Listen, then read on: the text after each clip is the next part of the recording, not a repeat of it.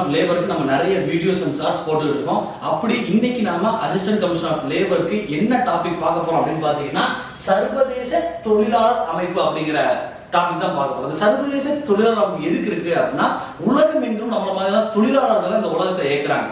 முதலாளிகள் ஒரு பக்கம் இருந்தாலும் முதலாளிகள் நல்ல வளமா இருக்கிறது முக்கிய காரணம் தொழிலாளர்கள் அவர்களுடைய உழைப்பு மட்டும்தான். அப்ப அந்த தொழிலாளர்களுக்கான நன்மைகள், அவங்களுக்கு தேவையான பண வசதிகள், அவர்களுக்கான வேலைக்கான வசதிகளை ஏற்படுத்தி கொடுக்கணுங்கிறதுக்காக ஏற்படுத்தப்பட்ட அமைப்பு தான் இந்த சர்வதேச தொழிலாளர் அமைப்பு. சரிங்களா? இந்த சர்வதேச தொழிலாளர் அமைப்பு அப்படிங்கிறது என்னன்னு பாத்தீங்கன்னா ஐநா சிறப்பு நிறுவனம். ஐநா யூஎன் ஒரு சிறப்பு ஏஜென்சி தான், ஒரு ஸ்பெஷல் ஏஜென்சி தான் இந்த ILO அப்படிங்கிறது. சரிங்களா? இது அக்டோபர் 1919 நிறுவப்பட்டது. நல்லா நோட் பண்ணுங்க, 1919. Okay sir. இப்போ இந்த 1919 பாத்தீங்க அப்படின்னா ILO வாஷிங்டன் உச்சி மாநாட்டுல இந்தியா சார்பாக இந்தியாவினுடைய பிரதிநிதியாக தொழிலாளர்களின் பிரதிநிதியாக யாரு அனுப்பப்பட்டார்கள் அப்படின்னு பாத்தீங்கன்னா NM ஜோஷி அப்படிங்கிறவங்க அனுப்பப்பட்டார். சரிங்களா? ரைட். இந்த ILO தலைமையகம் எங்க சார் இருக்குன்னா சுவிட்சர்லாந்து இருக்கக்கூடிய ஜெனீவால இருக்கு. சரிங்களா? 1946ஆம் ஆண்டில் ILO ஐக்கிய நாடுகள் சபையின் முதல் இணைக்கப்பட்ட சிறப்பு நிறுவனமாக மாறியது. ஒரு ஸ்பெஷல் ஏஜென்சி சொல்லியா, அது எப்ப மாறினா 1946ல. சரிங்களா? ரைட்.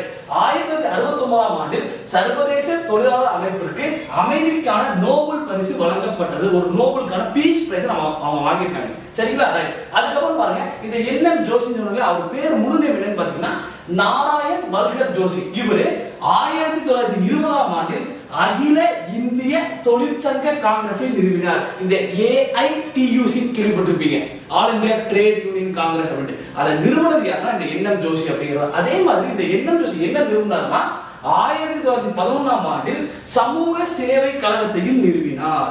சரி, நம்ம ஒரு டாபிக் படிக்கும் போது ILO அப்படின்னு நம்ம படிக்கிறோம், அசிஸ்டன்ட் கமிஷனர் ஆஃப் லேபருக்கு படிக்கணும் அப்படின்னா அந்த லேபர்ல இருக்கக்கூடிய ஃபேக்ட்ஸ் படிக்கணும். முதல்ல ஆக்ட் படிக்கணும். அப்புறம் அதுல இருக்கக்கூடிய நபர்களை பத்தி நம்ம தெரிஞ்சுக்கணும். இம்பார்ட்டன்ட் பர்சனாலிட்டிஸ் தெரிஞ்சுக்கணும். அவங்க எந்த வருஷம் என்ன அவார்டு வாங்கினாங்க, என்ன சங்கத்தை உருவாக்குனாங்க, என்ன கழகத்தை உருவாக்குனாங்க, எந்த மீட்டிங்ல அவங்க பேசினாங்க, அவங்க பேசின முக்கியமான கோட்ஸ் வரிகளை பத்தி கேட்பாங்க.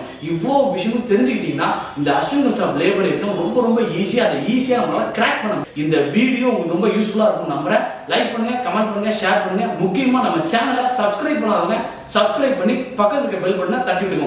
மீண்டும் இன்னொரு வீடியோவில் உங்களை சந்திக்கும் வரை உங்களிடமிருந்து விடைபெறுவது உங்கள் பிரேம். மகிழ்ச்சி.